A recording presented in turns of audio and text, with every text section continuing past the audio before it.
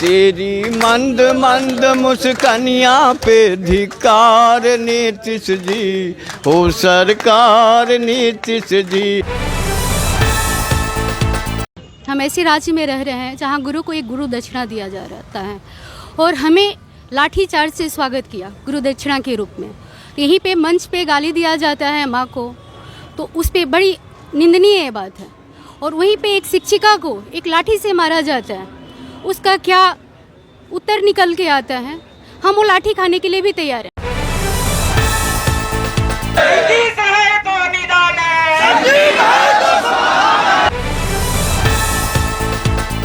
वित्त रहित शिक्षा नीति की समस्याओं के संदर्भ में जो बातें चल रही हैं अभी राजनीतिक गलियारों में और सत्ता में बैठे लोगों के, माननीय मुख्यमंत्री जी के पास हमारी बात पहुंची है और पहुंचाने वाले व्यक्ति के पास हम बैठे हुए हैं। तेरा शिक्षा और सुशासन सब बेकार नीतीश जी, हो सरकार नीतीश जी। हम लोग को सरकार जो भी लड़ाई चल रही है उसका कोई निश्चित परिणाम होना चाहिए, क्योंकि लड़ाई तो बहुत दिनों से चल रही है।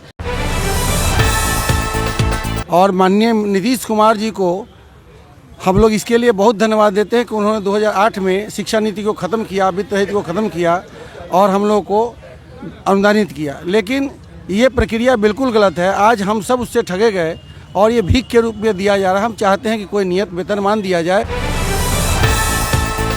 काम करें। और हम संजीव बाबू के आवास पर बैठे हुए हैं, जब तक वेतन की घोषणा नहीं होगी हम उठेंगे नहीं।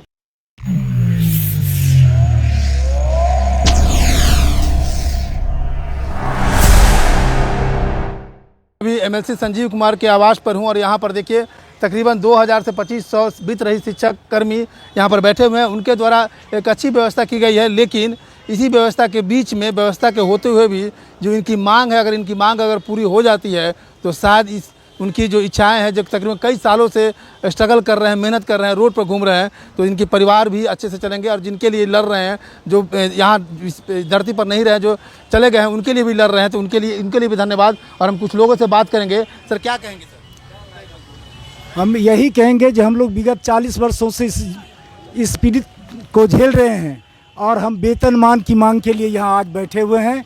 हमको केवल वेतनमान चाहिए, इसके अतिरिक्त हमें कुछ नहीं चाहिए और यही हमारा समाधान है। और जब तक वेतनमान नहीं होगा हम पटना की धरती से नहीं जाएंगे और संजीव बाबू के डेरा पर हम लोग बैठे रहेंगे। सरकार चाहे गोली चला दे, चाहे जेल में दे दे, हमें कोई फर्क नहीं। जेल जाने के लिए भी तैयार है और गोली खाने के लिए भी तैयार है। लेकिन सर, वित्त रहित शिक्षा नीति की समस्याओं के संदर्भ में जो बातें चल रही हैं अभी राजनीतिक गलियारों में और सत्ता में बैठे लोगों के, माननीय मुख्यमंत्री जी के पास हमारी बात पहुंची है और पहुंचाने वाले व्यक्ति के पास हम बैठे हुए हैं। हम चाहते हैं कि हम आज इसलिए इनके पास बैठे हुए हैं कि जो प्रयास में लगे हुए हैं ये लोग, उस प्रयास को बल मिले। हम इसलिए बैठे हुए हैं। हम इसलिए बैठे हुए हैं कि ये जो सरकार, जो सुशासन की सरकार है, ये न्याय के साथ विकास की यात्रा चल रही है। उस विकास की यात्रा में हम छूट गए हैं। कृपया उस विकास की यात्रा में हमको शामिल किया जाए। विकास और कुछ महिला कर्मी भी यहाँ पर आ रहे हैं। क्या कहेंगे मैडम?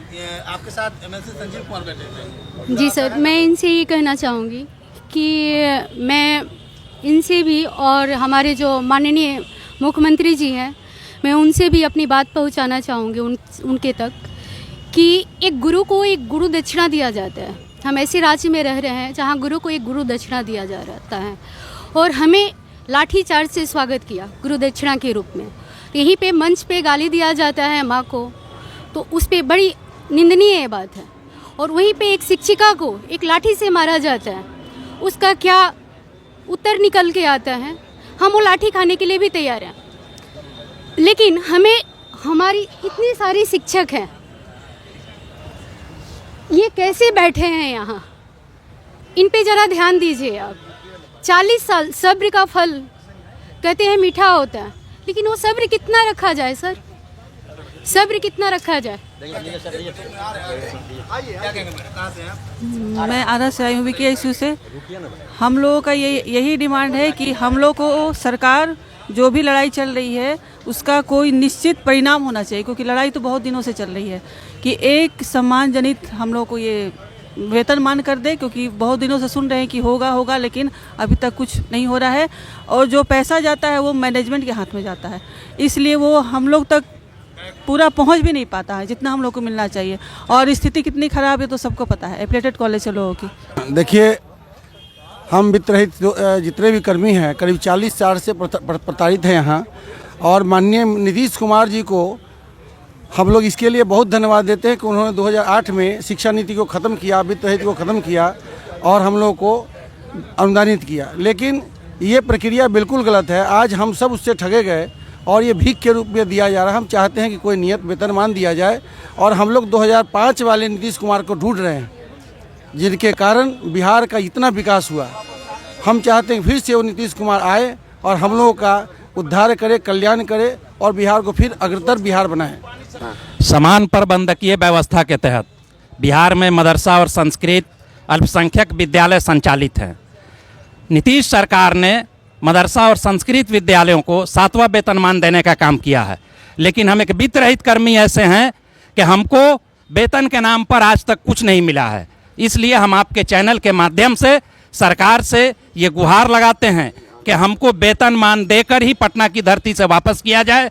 हमारा आंदोलन का आज 7वां दिन है। हम तब तक पटना की धरती पर जमे रहेंगे जब तक हमारे लिए वेतनमान की घोषणा नहीं हो जाती।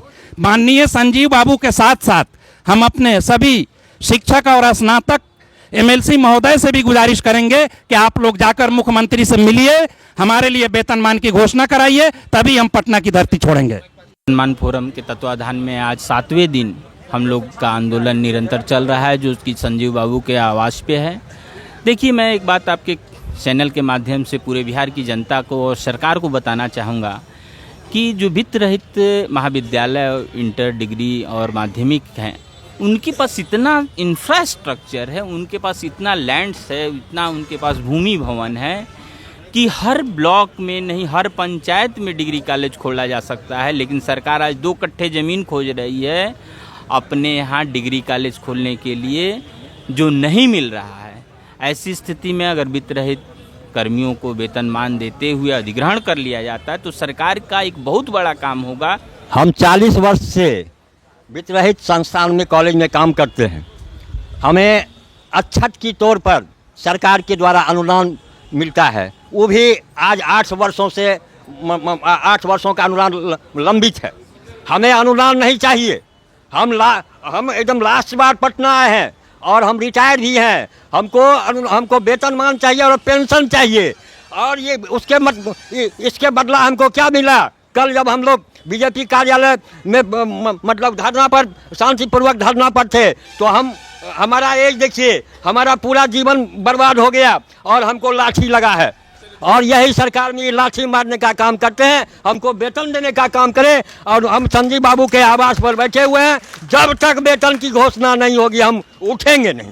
कह रहे थे कि संजीव भैया शिक्षा समिति के संयोजक हैं और इनके ही अध्यक्षता में, इनके संयोजकता में वित्त रहित शिक्षकों को वेतनमान देने के लिए प्रावधानित किया गया है। और हम लोग आज इन्हीं के आवास पर इसीलिए धरना पे बैठे हैं कि जो इन्होंने अनुशंसा किया है, विधान परिषद की शिक्षा समिति ने जो अनुशंसा किया है, उस अनुशंसा को बिहार सरकार अविलंब लागू करे। यही हम लोगों का मुख्य मांग है, वेतनमान। सरकार की जो ये वित्त रहित नीति है, ये वित्त रहित नीति हम चाहते हैं कि इसको समाप्त किया जाए और हम लोगों को मासिक वेतन भुगतान किया जाए। हमारी एकमात्र मांग है कि मासिक वेतनमान की भुगतान हो। सरकार से हमारी यही गुजारिश है कि हम लोग जो अनुदान दिया उसको बंद कर दिया जाए और इसके बदले में नियमित मासिक वेतन दिया जाए। सरकार से हमारी गुजारिश है कि वेतनमान करे या मासिक वेतन हमारा मुतय्यन करे। हम लोगों की बस एक ही मांग है कि सरकार हम लोगों को वेतनमान दे, इसके अलावा कोई समझौता नहीं है। बिहार विधान परिषद की शिक्षा समिति की जो अनुशंसा है वित्त रहित कर्मियों के वेतनमान की घोषणा यथाशीघ्र अक्षरशः उस अनुशंसा को लागू करवाने के लिए हम लोग माननीय विधान पार्षद के यहाँ बैठे हुए हैं और हमारा धरना तब तक रहेगा जब तक कि हमें बिहार सरकार वेतनमान की घोषणा नहीं कर देती है। हम लोग अनुदान नहीं, वेतन के लिए आए हुए हैं। मासिक वेतन चाहिए हमको, हम अनुदान से थक चुके हैं। पूरे बिहार के शिक्षक वित्त रहित या अंतिम संकल्प लेके चले हैं 40 साल की लड़ाई में हम लोगों ने सरकार से अन्याय विनय कर कर थक चुके हैं। अंतिम एक आशा है, संजीव बाबू हमारी लड़ाई अंतिम समय तक लड़े हैं। आज इनसे उम्मीद है कि इनके माध्यम से मुख्यमंत्री तक यह संदेश जाए कि बीत रहे शिक्षक यह कफन बन कर आए हैं। 1942 की लड़ाई जो करो या मरो की लड़ाई लेकर आए हैं, या संकल्प लेकर आए हैं, हम कफन बन कर आए हैं। अगर हमारा यह वेतनमान नहीं मिलेगा तो हम अंतिम संकल्प करके आए हैं कि हम यहाँ से वेतनमान लेके जाएंगे या पटना की धरती पर मरेंगे। नीतीश कुमार तक यह बात पहुँचनी चाहिए कि यह शिक्षक लोग गरीब गुरबा के बच्चों को जो पढ़ाने का काम करते हैं, राज्य सरकार का जो ग्रोथ रेट बढ़ा। एमएलसी संजीव कुमार के आवास पर ये देखे वित्त रहित शिक्षक अपनी मांगों को रखते हुए उनके सामने मांगों को रखा। ये कई सालों से ये लोग प्रोटेस्ट कर रहे हैं, लेकिन इनकी मांगों को सुना नहीं जा रहा है।